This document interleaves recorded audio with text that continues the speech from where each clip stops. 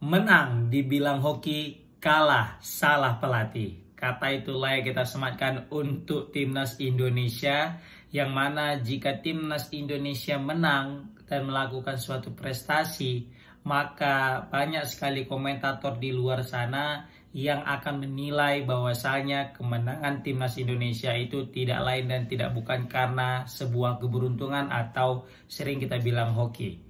Tetapi jika timnas Indonesia itu kalah atau mendapatkan hasil yang negatif, maka komentator-komentator di luar sana, pengamat di luar sana akan mengatakan bahwasanya kegagalan itu, kekalahan itu tidak lain dan tidak bukan karena pengaruh atau karena daripada si pelatih. Nah, ini sering sekali kita dapatkan di berbagai macam media sosial yang mengatakan beberapa pengamat itu selalu menilai Sintayong lah dibalik kegagalan timnas Indonesia. Tetapi ketika Coach Sintayong menorehkan prestasi, maka yang dinilai adalah sebuah hoki, guys.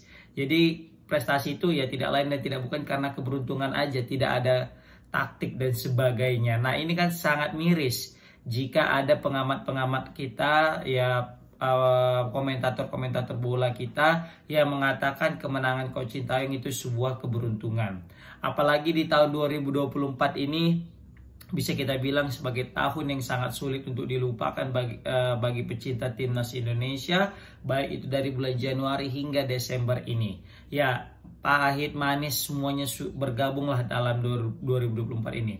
Sebenarnya di 2024 ini semuanya berjalan manis, hanya saja mungkin karena FF aja di penghujung ini seakan-akan jadi suul khotimah di 2024 ini. Seharusnya kita fokus. Kita harus tahu di 2024 ini banyak torehan-torehan prestasi yang dilesakan oleh Coach Sintayong.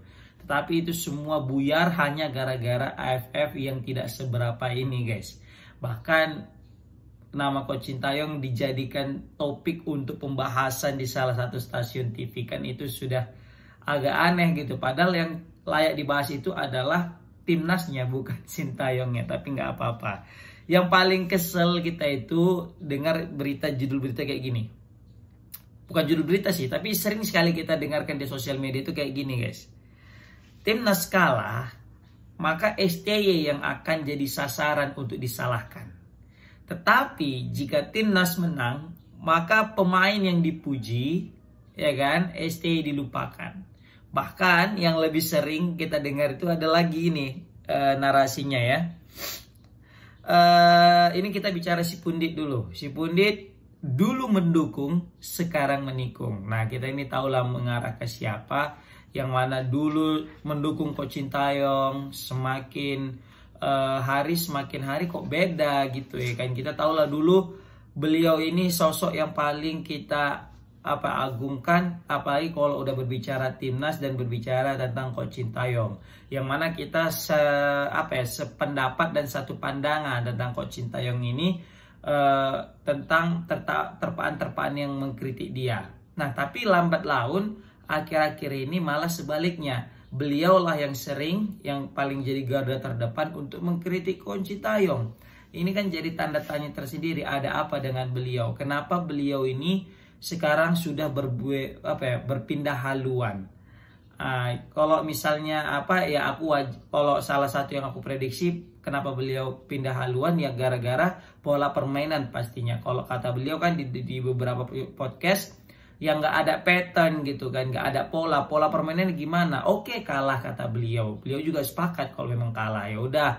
Tetapi pola permainannya gimana gitu loh. Nah, itu yang menjadi catatan beliau. Ditambah lagi banyak sekali ketidakcocokan pemain diaspora kita ini asal Belanda, tetapi dipimpin oleh pelatih yang notabene orang Korea, yang bahasa juga kurang bagus, komunikasi tidak baik, dan juga tidak sesuai dengan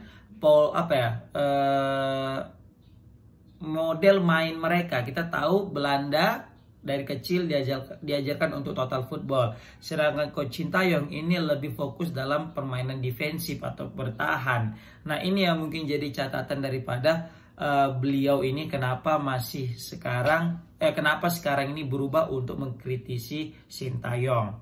Dulu kita tahu beliau ini sosok yang paling vokal lah untuk menyuarakan mendukung Coach Sintayong. Bahkan sampai sesumbar untuk mengatakan kalau bisa kita kasih itu patung, kita buatkan patung untuk Coach Sintayong karena memang saking berjasanya beliau meloloskan timnas U23 kita itu ke babak semifinal Piala Asia dan mengalahkan Korea Selatan lagi.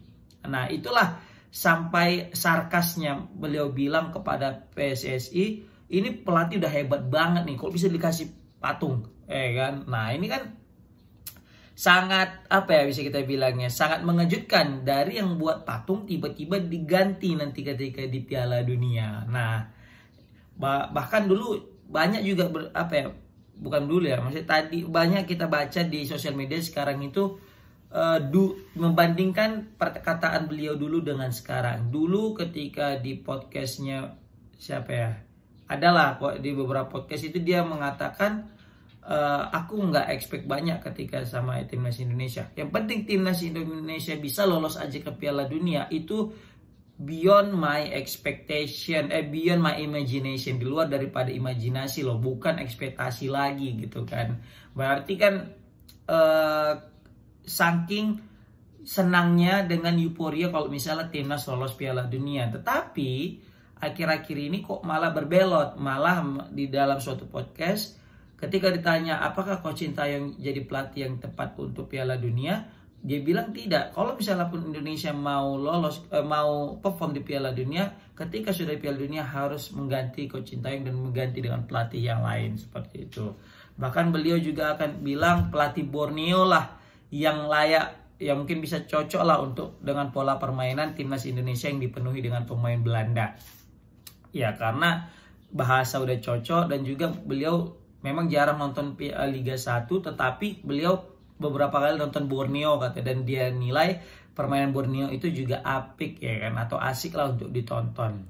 Nah, itu tentang si Pundit. Ada lagi tentang si salah satu exco yang sering sekali buat berita-berita tentang perkembangan timnas, baik itu di sosmed, baik itu juga di podcast melalui YouTube ya kan.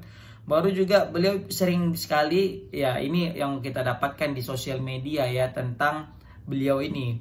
Jadi si exco lah kita bilang, kalau lagi menang bahasa yang keluar adalah Pak Ketum kita luar biasa. Ini kalau misalnya bahasanya kalau lagi menang, Pak Ketum kita itu Pak Ketum gitu, luar biasa. Tetapi kalau kalah selalu mengkritisi daripada taktik atau mungkin keputusan daripada Coach Sintayong. Nah, ini kan sangat kita sayangkan sekelas exco yang seharusnya menjadi pengayom daripada timnas dan pelatih, melindungi pelatih dan timnas ya dari berbagai macam cercaan atau mungkin isu miring, tetapi beliau malah yang lebih sering kita lihat untuk mengkritisi. Padahal kalau memang federasi itu menurut aku ya lebih baik mengkritisi pelatih itu di forum mereka aja. Jadi nggak ada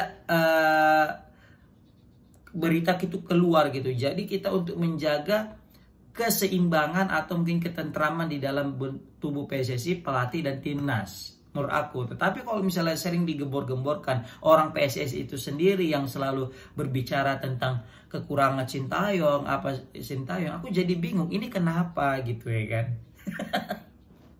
Ya kan seharusnya kan beliau yang mengayomi, tetapi kok malah sering sekali berbicara yang kayak gitu, yang mengkritisi Coach Sintayong. Aku senang tuh nengok Pak Erick Thohir. Dia kalau cuma mau ngapain Coach Sintayong, dia akan kita akan evaluasi.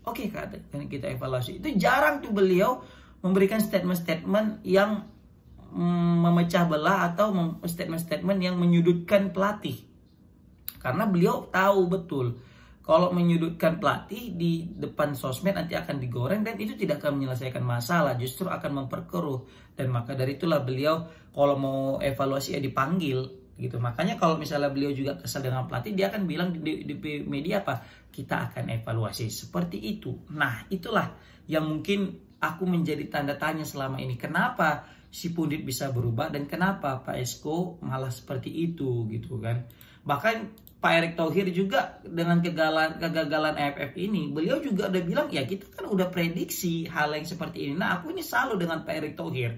Beliau ini meskipun kita gagal di Piala AFF ini, beliau juga udah legowo, udah menempatkan rasa untuk kecewa di akhir. Jadi dia udah paham aja. Jadi ketika timnas gagal, ini sudah bagian daripada prediksi kita. Jadi ya kita namanya juga untuk program regenerasi, untuk memberikan jam terbang kepada pemain, ya nggak masalah kalah gitu kan. Yang jadi masalah adalah ketika di awal sudah kita bilang ini regenerasi, tiba-tiba di akhir kita punya ekspektasi tinggi, terakhir ketika kita sudah punya ekspektasi tinggi, kita berharap mereka juara, terus nggak juara, itulah yang terjadi, sakit hati dan kita keluar-keluar di sosial media untuk menyalahkan pelatih. Nah ini sangat-sangat disayangkan. Komen di kolom komentar gimana pendapat kalian. Assalamualaikum warahmatullahi wabarakatuh.